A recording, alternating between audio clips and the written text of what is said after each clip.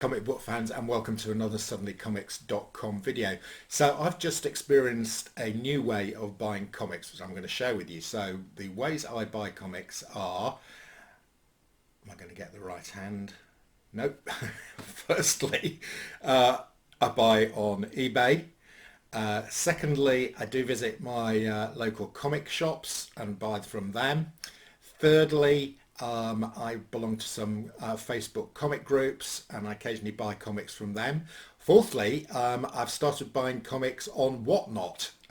This is a comic buying platform in the States. And the comics get sent to my Stackery account and they come here. I haven't received any from that yet, but there will be in my next Stackery box. So this is the fifth method I've got of buying comics. So I was on Facebook and Facebook Marketplace came up, and there was a guy relatively close to me who was selling, he got it advertised as 60 odd comics for £60. And there was a few of them shown, nothing very special. But I contacted him and said, yeah, I'd be interested. And it was collection only. So it's fine. It's about 40 minutes, 45-minute drive from me. So I said, I'll come and collect them, and I'll come and collect them next Monday morning. Anyway, I was just about to set off on the Monday morning, and he emailed me and said, oh, don't come. I've just been diagnosed as COVID positive. Right, okay, so I didn't go. And then he contacted me about 10 days later and said, I'm fine now, I'm clear of COVID.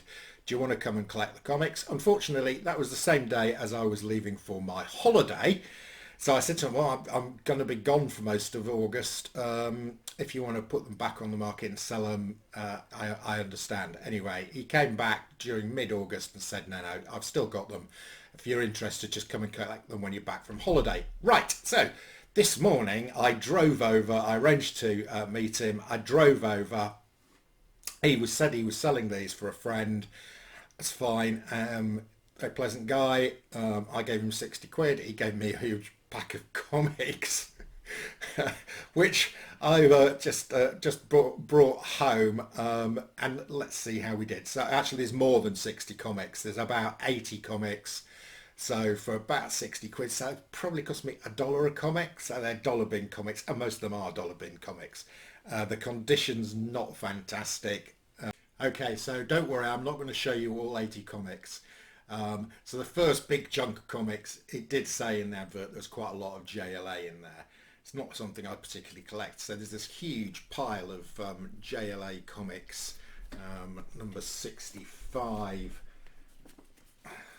through to, I think it goes through to 100, JLA 100. So that's the first chunk of comics. I mean, they are dollar bin comics, and those will just, I'm not even going to bother cataloguing them. They'll just go up into the attic, and maybe one of my kids will bring them out in 20 years time and they'll be worth something. Next up again, it's this comic called The Ultimates. Again, I think most of these he was obviously collecting in the early 2000s. They're in relatively ropey condition. These are just going to go up into the attic uncatalogued. We then got some random X-Men comics. I don't think any of these are particularly worth anything.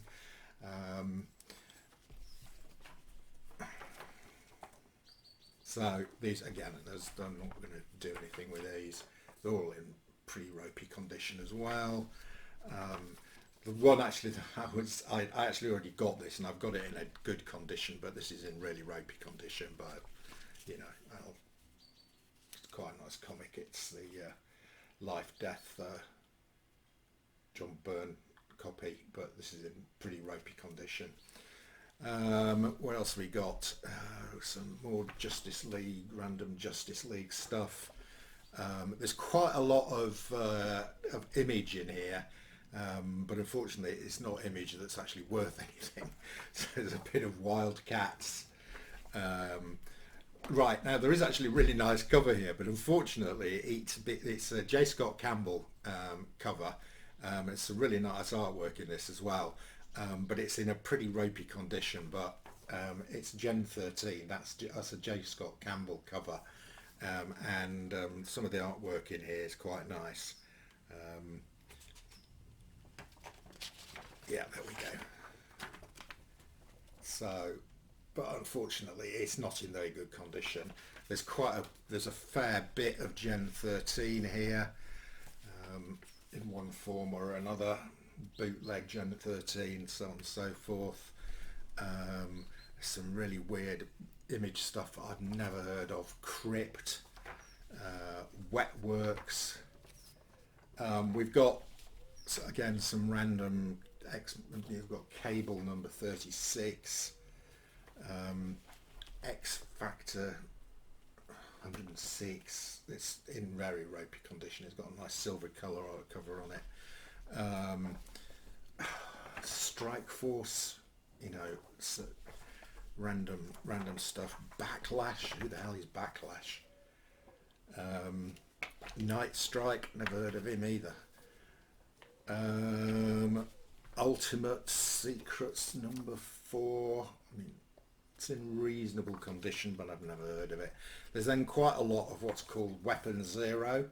I've never heard of Weapon Zero. It's Top Cow, and then suddenly Weapon Zero changes into Image. So whether Image rescued it after Top Cow dropped it, or vice versa, I don't know. I don't think these are worth anything. It's a couple of nice covers. Quite like that cover, and this one's quite pleasant as well. And these are not in bad condition, actually, these weapons. Then there's some Transformers. I mean, I don't collect Transformers. I know nothing about them. But there's some Transformers comics here from IDW. Are they the same as IDW? I don't know. But I don't think these are worth anything. Not bad condition. And then we've got we've got a whole run of Ultimate Exo X-Men from number 20. And these are written by Mark Millar. So they might be worth a read. I don't think they're worth anything, but I've got issue 20 through to issue 20, 30, 31, 32. Got Magneto on the cover here. These are all written by Mark Millar, so who knows, it might be worth something one day. We then got a little mini series called Ultimate Nightmare, and this is written by Warren Ellis. So there's some decent writers on some of these comics. Maybe they're worth a read. A fairly decent cap cover there. So Ultimate Nightmares, we've got 1, 2, 3, 4, 5 of those. There was then a couple of graphic novels, Superman, New Worlds, Our Worlds at War, in reasonable nick. I mean, that was $20 price for that, and it's in not bad nick. We've got a Gambit, really well read Gambit. This is definitely a reader's copy. You know, copy for reading that. And then something called The Magdalene. Never heard of it. Right, so I did pick out the comics that I thought were actually worth something from that. So those are my ones. They're just going to go into the attic and stay there for another 20 years. So the ones that I think are worth a bit. There's an X-Force number 1. This is and it's Rob Liefeld. So this is not the original X-Force number 1, but I think this is the second series of X-Force, and it's in pretty reasonable condition. So that's worth a few quid. There's an Uncanny X-Men 246 Enter the Master Mold, which is, I think, worth a little bit. It's in fairly ropey condition. There's a couple of other X-Men. There's an X-Men here, which is quite nice, and the condition's pretty good. This one, surprisingly, I looked this up, is actually worth a little bit. This is Batman 666, the number of the beast. Quite a nice cover, and that is actually worth something. That's probably the most valuable comic in this collection. I've got another Batman Gotham Knights with Joker on the cover. Quite like that, and these are in pretty decent condition. And there's a Detective Comics as well. Detective Comics 713.